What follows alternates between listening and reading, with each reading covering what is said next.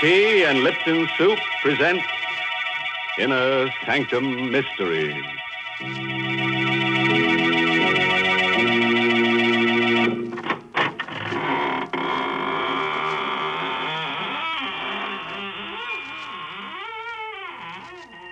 Good evening, friends.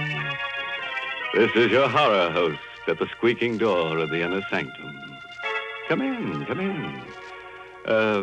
Hang your hats on the torture rack over there and get cozy. Tonight, we've got cadenzas and cadavers, murders and melodies. Oh, well, that's all I can tell you now. No sense putting the cart before the hearse. Is there? From the way you're talking, I guess we're going to have music on the program tonight. I think that's real nice. So do I, Mary. I've always loved music. Even as a child, I used to play the death rattle. Now, please, I'm being serious. You know, I once won a prize for playing the piano. Yes, they gave me a... Wait, don't tell me. Let me guess. They gave you a lovely sterling silver medallion, didn't they, Mary? No, they didn't. You know very well that the only way you can get that sterling silver medallion is from the Lipton tea people. And, ladies, it's solid sterling silver, and it's just the right size, about an inch in diameter. It's the kind of jewelry you find at those smart shops on Fifth Avenue in New York. The medallion is decorated with a Chinese inscription, and it's hung on a narrow black rayon satin ribbon. It's just what you want to brighten up your simple silk dresses and your dressy suits. And here's how you get this handsome medallion. Just send 25 cents and the box top from a package of Lipton's, the tea with the brisk flavor, to Lipton Tea, Box 92. That's Box 92, New York City. Send for yours tonight. Give me a pen, Mary. I'll send them a check immediately. And what's more, I'll write it in blood.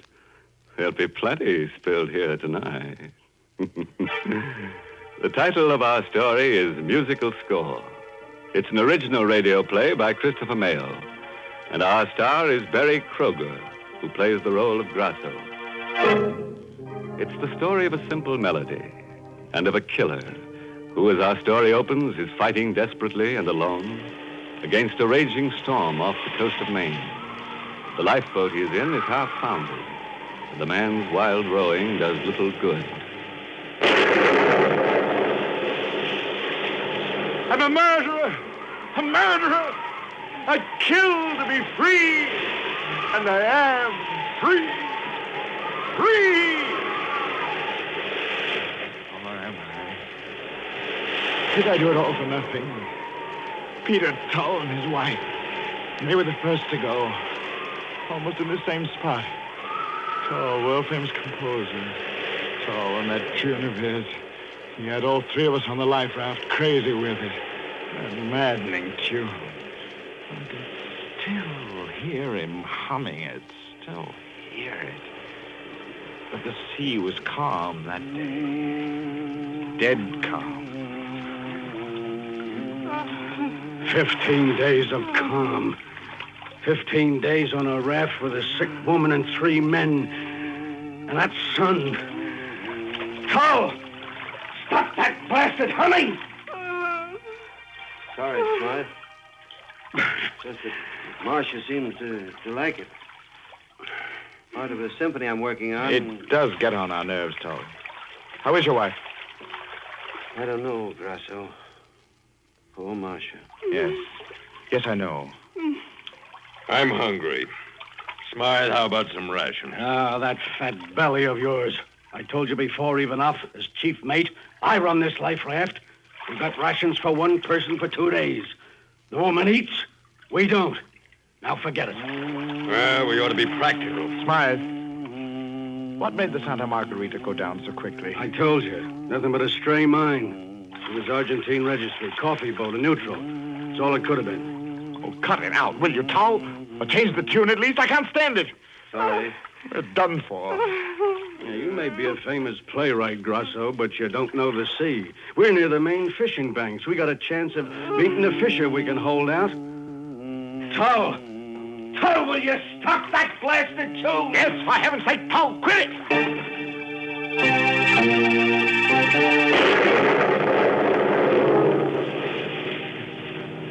got a trio. A perfume manufacturer, a playwright, and a sailor. We all wanted food. We all wanted water. Sleep. An end of Tull's humming. Well, I wanted all that more than the others did. Without Marcia Tull, I could eat a little. Without Peter Tull's song, I could rest. The 17th night it was. The moon painted us all in silver and black.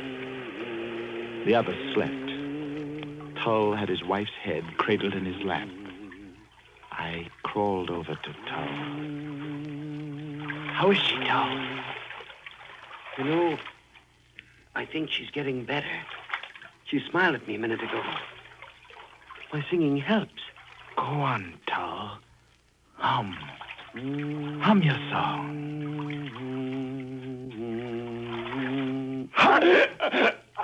Hum, you little fool, for the last time. Hum. I cut off his infernal song, cut it off with my fingers, digging into the yielding flesh of his throat. He slumped over his wife's body. I closed my ears to her moans. I pushed them both into the dark water.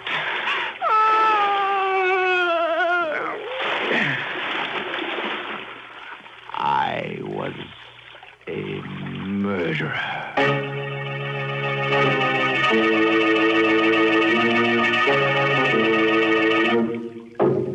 All right.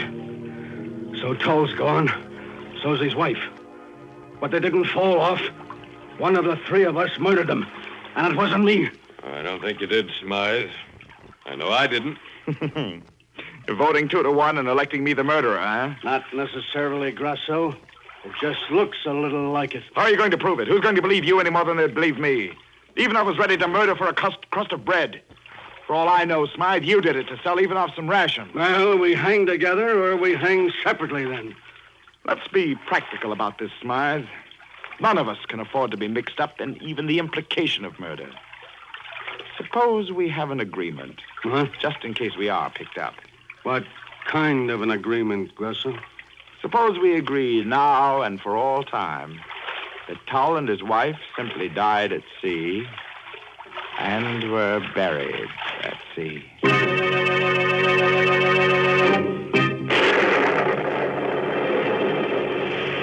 On the 21st day, the rations were gone. And the song, we could all hear Tull humming it from the bottom of the sea.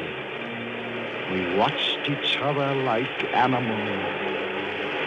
On the 23rd day, a fishing boat picked us up, half dead, cooked alive. But we lived. I lived to fear and to kill again. Fear began with a little scene in the Portsmouth hospital where we were being treated. Well, you got your belly full of food even now? Yes. No more hunger pangs, Smythe. How about you, Grasso? Pretty normal now, I guess. Oh, by the way, a friend of mine, second mate on another ship, was in to see me yesterday. Yes? Yeah. They picked up a couple of survivors from the Santa Margarita before we were rescued. Not interested, eh? They were a man and his wife. Well, don't be such a dramatic ass, Smythe. Was it... No, not poor Marcia and Peter Tull, but the friends of theirs, the Abraham Davises. You know him? Davis? The symphony conductor? Yeah, that's him. Wouldn't he like to know about the Tulls, huh? You've got a flair for the dramatic, Smythe. Sometimes it's dangerous to be so talented. I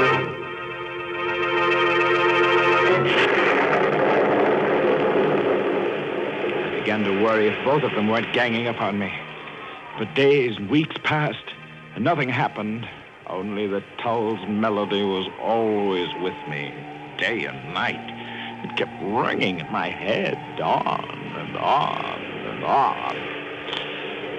But at least I hadn't heard from the other two until one morning a letter came from Abraham Davis, the symphony conductor and dear friend of the Peter Tulls.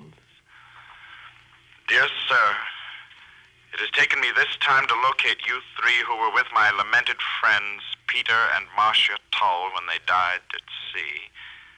I'm giving a reading from the score of Peter Tull's last symphony in my home prior to its first performance, and thought you might like to hear it. Hear it? I didn't need a reading to hear it. But I'd have to be there. They would be. Maybe plotting to tell lies about me to Davis.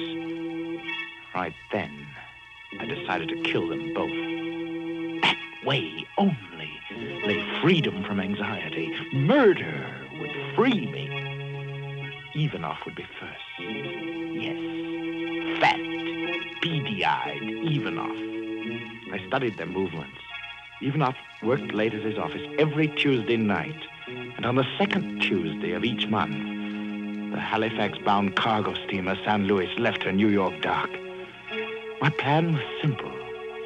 It involved my waiting for Ivanov in his apartment house on the night of Tuesday, May 8th. My weapon would be simple, too. A common bread knife. Simple and so satisfying. Good night, Mr. Ivanov. Thanks for the bottle of perfume. My girl's crazy about it. Now, it's yours. When you get married, I'll give you a quart of it. Thanks.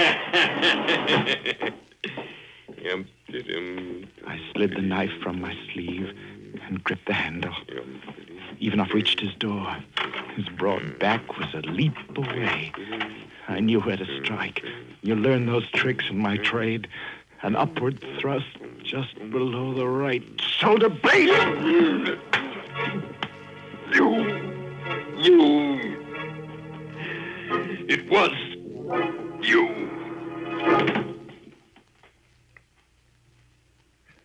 I watched him gasp out his last, feeling no remorse, no pity, just relief that I had nothing more to fear from Ivanov, at least. One more to kill, to be free. One more. I turned my back on the cooling mass at my feet and reached the street. I walked fast. I had only a little while to reach the docks and make my boat. Tull's melody kept beating its tireless notes against my brain.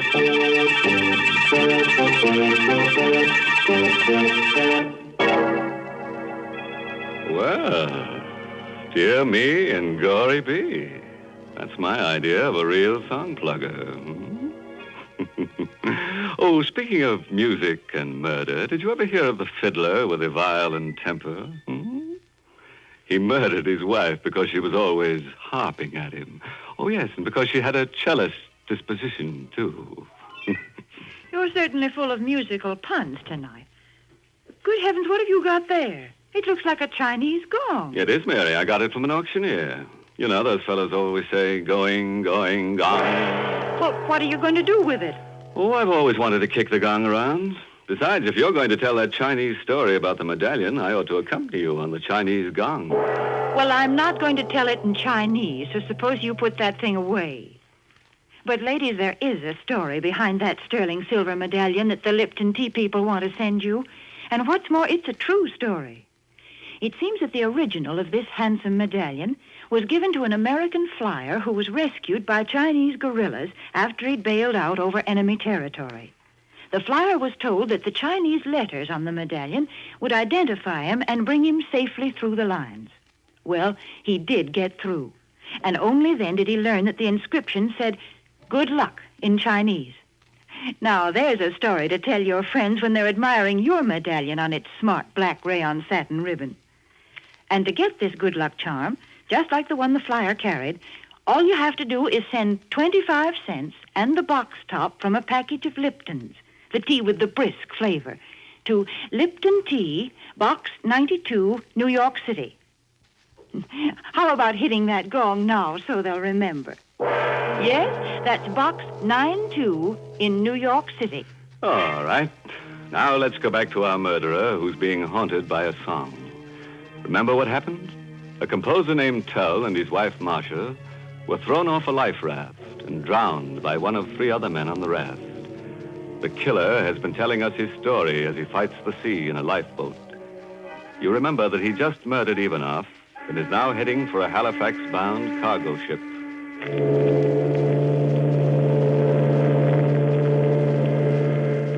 This is your stateroom, Mr. Grosso.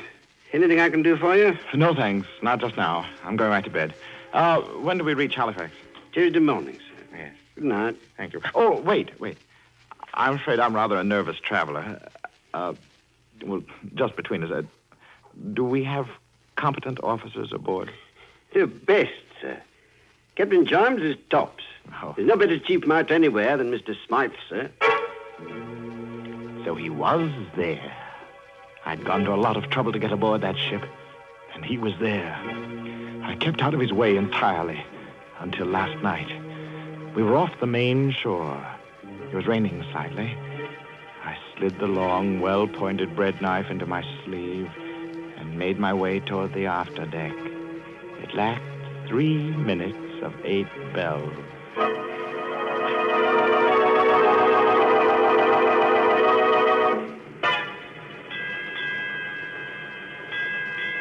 Eight bells, Skipper. I'm going after a smoke. There he was, just where he had been every night, smoking, leaning against the rail near the small lifeboat. I could barely see him. It was so dark. But I stole toward him a foot at a time. Now I held my breath. I was so close. Slowly, I brought my arms straight to my side, flexed my muscles, tensed for the thrust. I calculated the lunge. The cigarette told me where his mouth was. Then he turned his head a little, his cigarette flared and lit his face, and his eyes were on me. I thought you'd look me up if I came to the same spot each night. Turning out to be quite a killer, aren't you? How did you guess? Can you still hear me smile? Now nobody knows what happened on the life raft. Nobody. I'm free. You fool. You'll never be free. The song will...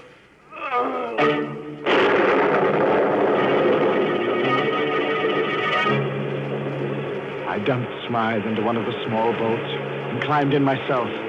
I pushed out on the davits and lowered the boat to within a couple of feet of the water, and then climbed down the supporting ropes to it. I cut the ropes, and the black hull of the ship slid past. We were alone, just Smythe and me, and Smythe was dead. So I threw him overboard, and I was alone and free. And tonight, I'm alone and free. Hear me, Tom! Hear me! No. Am I going crazy? There can't be a light. Not a light. Well, it must. It is. It's a light. It's land. Rocks ahead. And the surf breaking against them.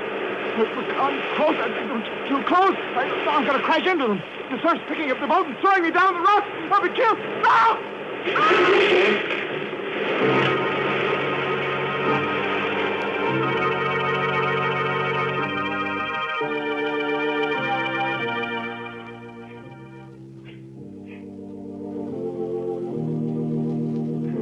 Wait, darling.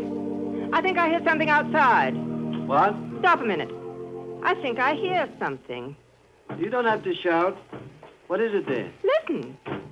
Isn't that our door? Don't you hear pounding? How could it be? This is a lighthouse. And who would come out to an island in this storm? Just the same, I'm going to see. All right, I'll go with you. Good heavens. What did he... No. Not you. Stay away, Towel. Leave me alone. You're dead. It's made it, Marshal. Here, give me a hand. Put him in the living room bunk. Peter, Yes? how did he know our name? What did he mean by what he said? He's changed a lot since we saw him last. Since I saw him last.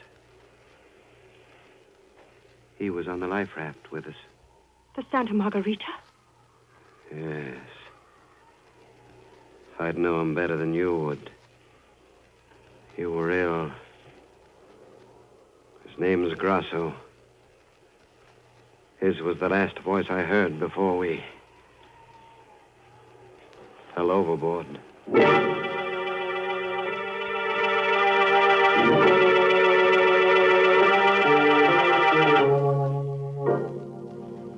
Well, Mr. Grasso, you look a lot better this morning. How is your head? It throbs. I can't move. What happened? You were washed up against the rocks in a lifeboat. Oh. You must have hit your head and banged up your side. You didn't drown. Obviously. You didn't choke me thoroughly enough, Grasso. The water revived me. And I was clutching Marcia's dress. Yes, but how did you... Get here? Yes. Fishing boat. It was almost dawn when you tried to kill us. I managed to hold Marcia up for a little while.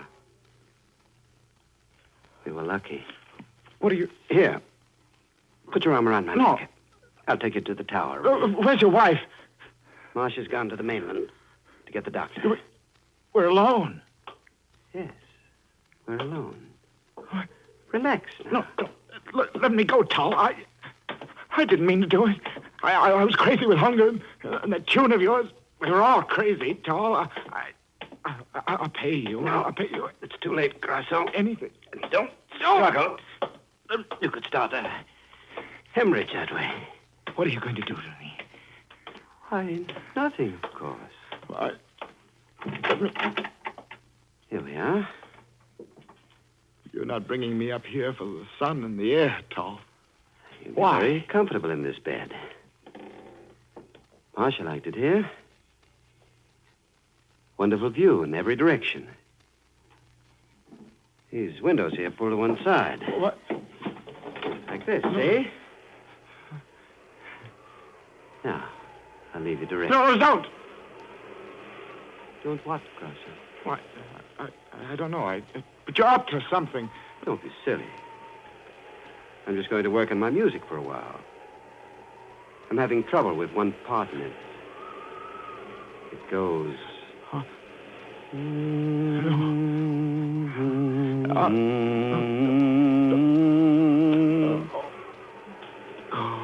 Remember it, Grasso? That's it. I see it now. Why, you... You'll be safe here. I have this barred metal door here to keep saboteurs out.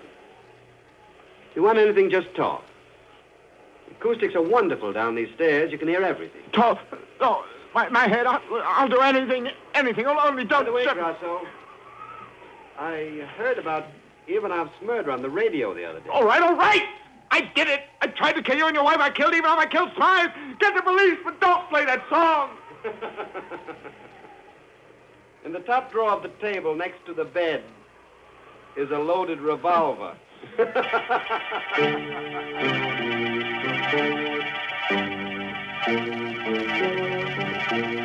Stop, Paul! Stop! My head. Stop! Can't go on.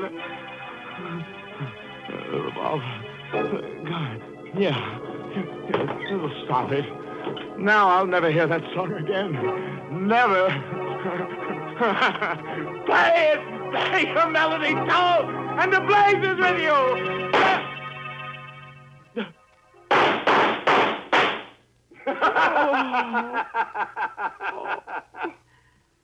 I forgot to tell you, Grasso. The gun is loaded with blanks.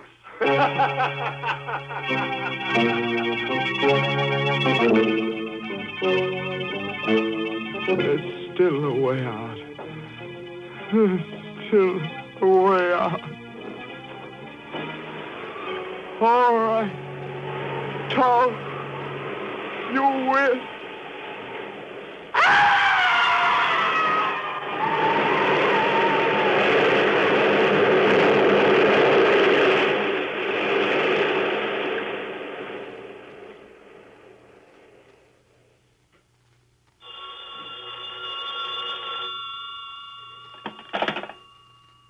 Hello?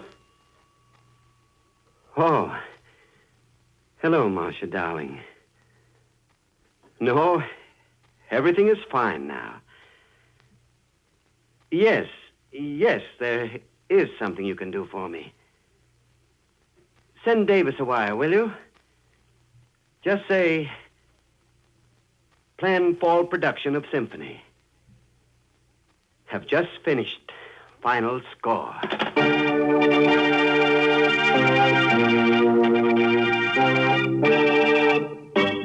Say, how would some boogie-woogie sound to you right now, hmm? I'd settle for a nice, cozy fife and drum corpse. Now, stop that funny kind of talk, because I've got something important to say. Folks, tonight the Lipton Tea people have asked me to remind you that the goal of this 7th War Loan Drive is $14 billion. I guess sums like that are just too big for you and me to understand. But every one of those dollars has a purpose behind it, and that purpose is to end the war in the Pacific as quickly as possible.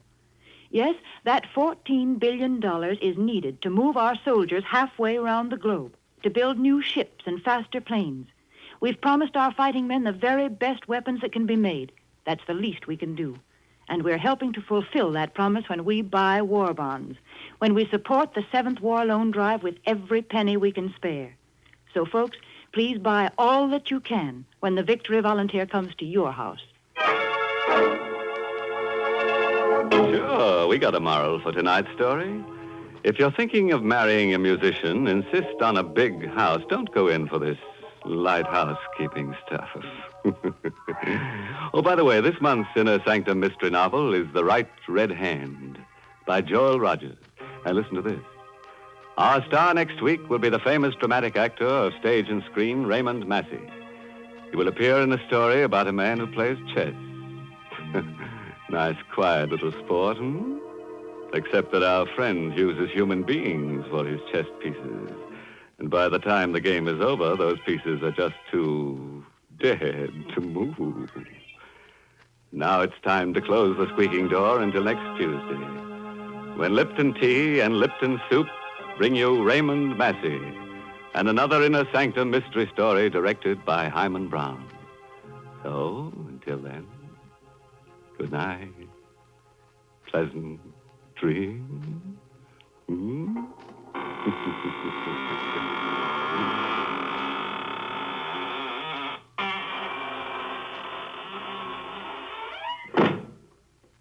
Folks, there's a modern food with an old-fashioned homemade flavor. It's Lipton's Noodle Soup.